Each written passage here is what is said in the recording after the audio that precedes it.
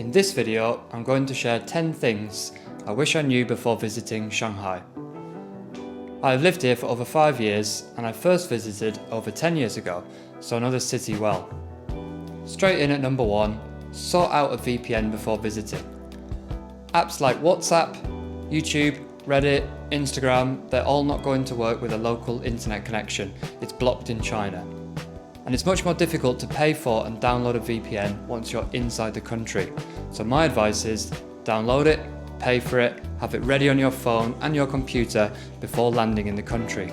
That way you can still use apps like Google Maps to navigate the city. 2.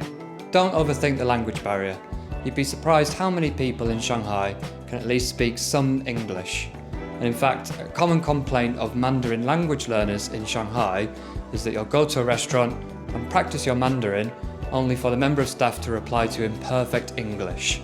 Yes, language abilities will differ depending on where you visit, but you'll probably be fine with English. 3. Be prepared for crowds at tourist hotspots. Don't underestimate the popularity of Shanghai with national Chinese tourists. Certain areas like the Bund and the former French concession can get unbearably busy. Seek out alternative spots. There is so much to see in Shanghai, or visit the hotspots early in the morning. 4. Set up WeChat Pay or Alipay. An increasing number of retailers in the city are now supporting Visa and MasterCard payments, but many businesses, especially smaller ones, still don't. The preferred payment method in mainland China is via a QR code on WeChat or Alipay.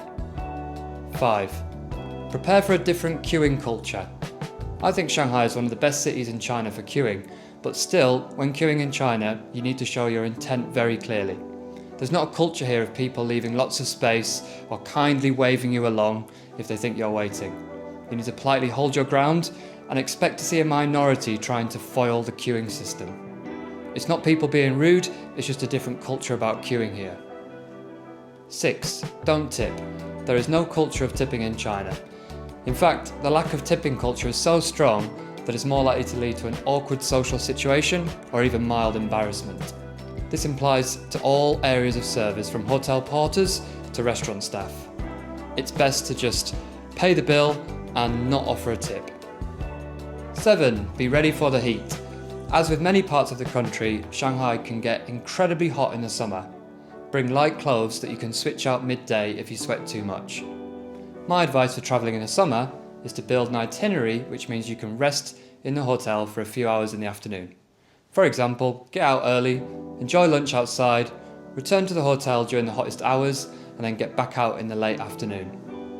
8. Remember the size of the city.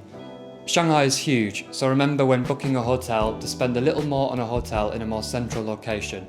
Also, the city's main international airport is in Pudong, which is located on the very edge of the city, so plan your journey before arriving. 9. Use the metro. This city has the world's largest metro system, and you'll often find there are several metro journey options to any of your destinations. Get familiar with the metro and enjoy the efficiency and cost effectiveness of the Shanghai Metro to get around. There's no need to book a taxi, a Didi, or a private driver to go everywhere that you want to go. Finally, number 10. Buy lots of bottled water. The tap water is not safe to drink in China. You can boil it to purify it, but it tastes very hard and I wouldn't recommend it. Stock up in the local convenience store on bottled water each day. It's cheap and it's easy to spot in the shops. One of the things that I love about China is just how orderly and well thought out the transport infrastructure is.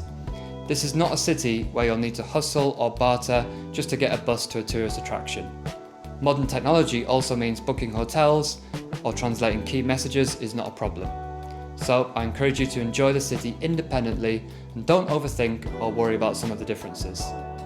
If you're visiting Shanghai soon or have your own recommendations, please leave a comment below.